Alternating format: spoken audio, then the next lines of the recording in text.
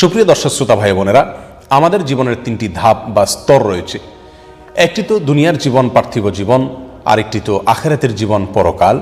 আর এই দুনিয়া এবং আখিরাতের জীবনের মধ্যবর্তী আরেকটি জীবন আছে, যেটাকে আমরা কবরের জীবন হিসাবে জানি। কোরআন কারীমের ভাষায় যেটাকে বারজাখের জীবন বলা হয়েছে।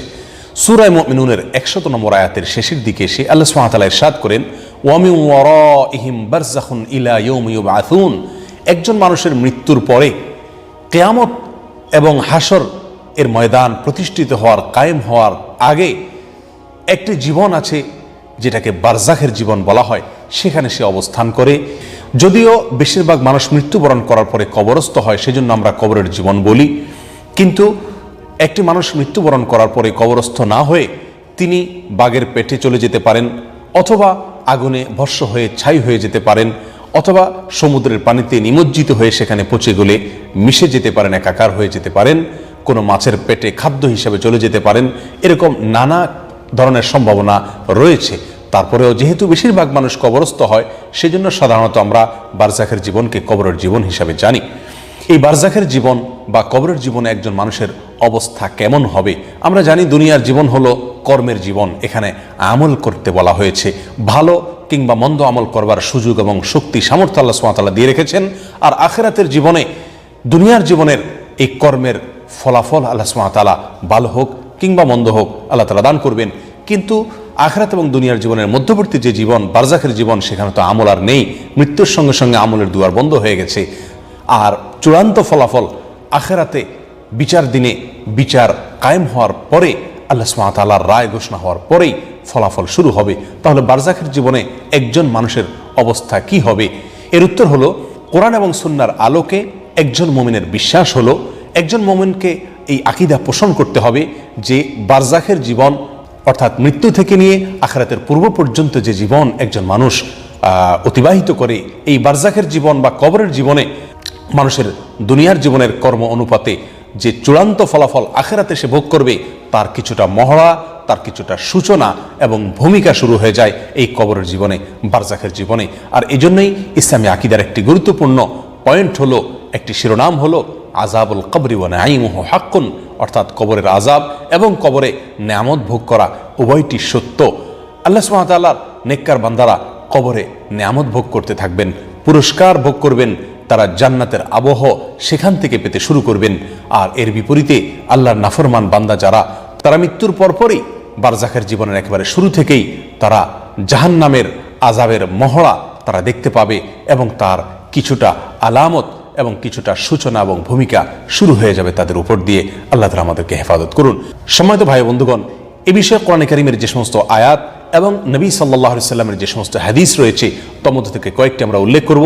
যে সমস্ত আয়াত এবং হাদিস থেকে আমরা স্পষ্ট জানতে পারবো যে একজন মানুষ মৃত্যু পরবর্তী জীবন, অর্থাৎ বারজাখের যে জীবন, আখিরাতের আগের যে জীবন, সেই জীবনে একজন মানুষের অবস্থা কেমন হবে। সূরা গাফিরের 45 নম্বর আয়াতে আল্লাহ সুবহানাহু ওয়া তাআলা ইরশাদ করেন, وحاق بآل فرعون سوء العذاب النار يعرضون عليها غدوا وعشيا ويوم تقوم الساعة أدخلوا آل فرعون أشد العذاب। অর্থাৎ ফেরাউনের বাহিনী, ফেরাউনের অনুগামী, ফেরাউনের অনুসারী যারা ছিল, যাদেরকে নিয়ে সে নিমজ্জিত হয়েছে, ডুবেছে, আল্লাহ সুবহানাহু ওয়া তাআলার আযাবে নিপতিত হয়েছে, সেই ফেরাউনের বাহিনী, তার অনুসারীরা এবং ফেরাউন সে নিজে, তাদের ব্যাপারে আল্লাহ সুবহানাহু ওয়া তাআলা বলেন, যন্ত্রণাদায়ক, কষ্টদায়ক শাস্তি, নিকৃষ্টতম সাজা, তিরস্কার তাদেরকে গ্রাস করেছে, তাদেরকে পেয়ে বসেছে। অতীতকালীন ক্রিয়া এখানে ব্যবহার করা হয়েছে। আমরা সকলেই জানি ফেরাউন এবং তার বাহিনী, তাদের মৃত্যু হয়েছে, তারা এখন বারজাখে জীবন অতিবাহিত করছে, অতিক্রম করছে, তারা এখন আখিরাতের জীবনে পা রাখেনি। আল্লাহ সুবহানাহু ওয়া তাআলা তাদের সম্পর্কে বলছে যে তাদেরকে আযাব গ্রাস করেছে, আযাবে তারা নিমজ্জিত হয়েছে, শুরু হয়ে গেছে তাদের প্রতি আযাব।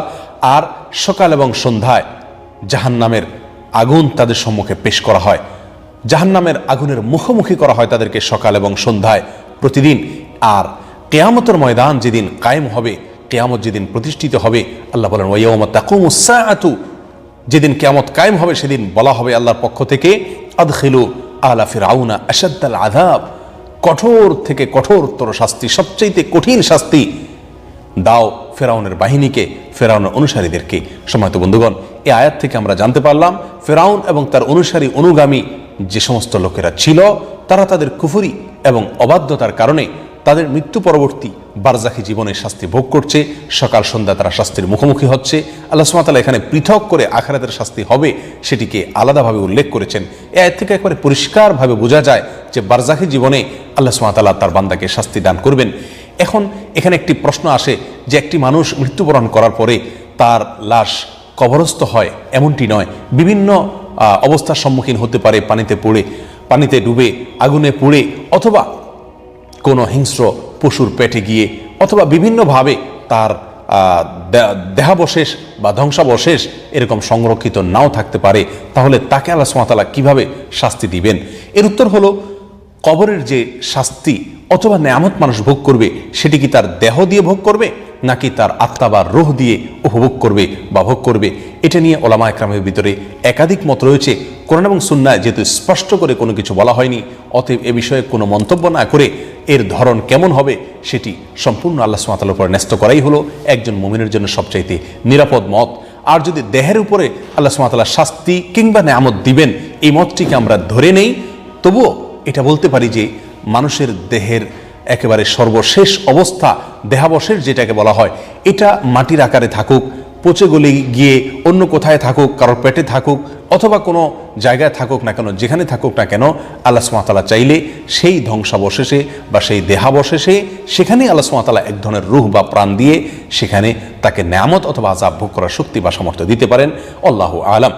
যাই হোক, তো যে আয়াত আমরা উল্লেখ করছিলাম সূরা গাফিরের এই 45 নম্বর আয়াত থেকে একেবারে কবরের আযাবের বিষয়টি পরিষ্কারভাবে ফুটে ওঠে। এর বাইরে নবী করিম সাল্লাল্লাহু আলাইহি ওয়াসাল্লামের অনেকগুলো হাদিস পাওয়া যায়, যে হাদিসগুলো থেকে কবরের আযাবের বিষয়টি প্রমাণিত হয় এবং কবরে নেয়ামত এবং পুরস্কারের বিষয়টিও প্রমাণিত হয়। আর এটি নির্ভর করবে বান্দার কর্মের উপরে, বান্দার আমলের উপরে। সহিহ বুখারী এবং মুসলিমের একটি বিখ্যাত হাদিস রয়েছে।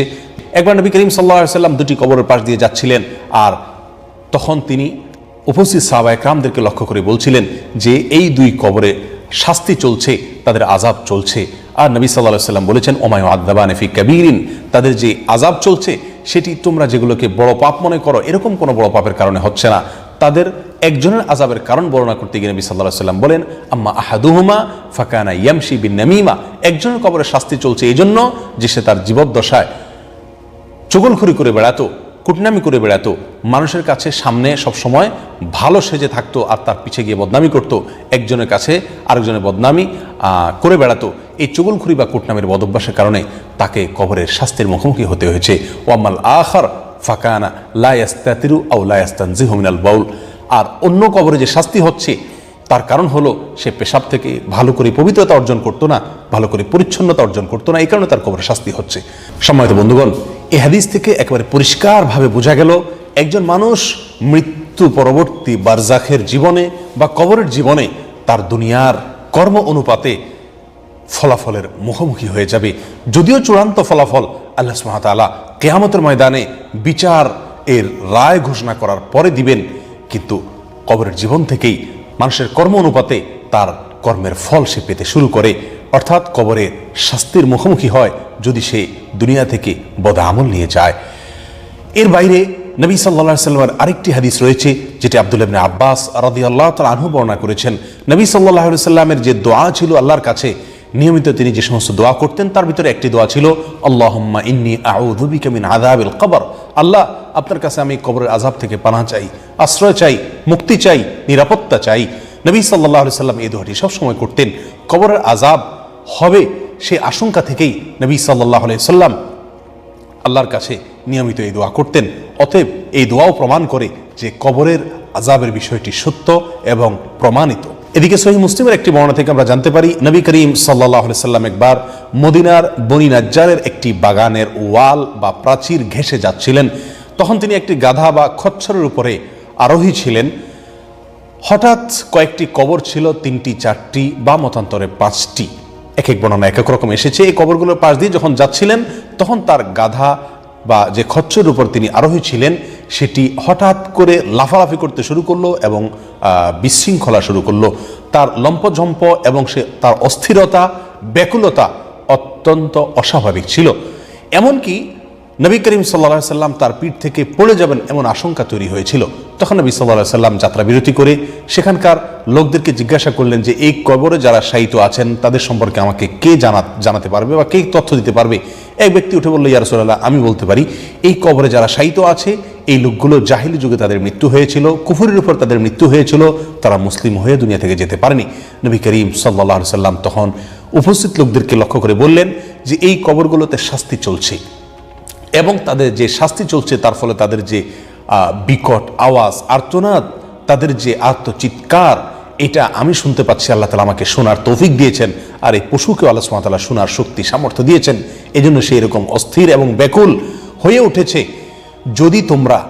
যদি তোমরা দাফন করা ছেড়ে দেওয়ার আশঙ্কা না থাকতো তাহলে আমি আল্লাহ সুবহানাহু ওয়া তাআলার কাছে দোয়া করতাম, আল্লাহ সুবহানাহু ওয়া তাআলা যেন তোমাদেরকে এই কবরের আযাব শোনার শক্তি সামর্থ্য দিয়ে দেন। এই হাদিস থেকেও পরিষ্কারভাবে বোঝা যায় একজন মানুষ তার বদআমলের কারণে কবরের আযাবের মুখোমুখি হয়ে যাবে।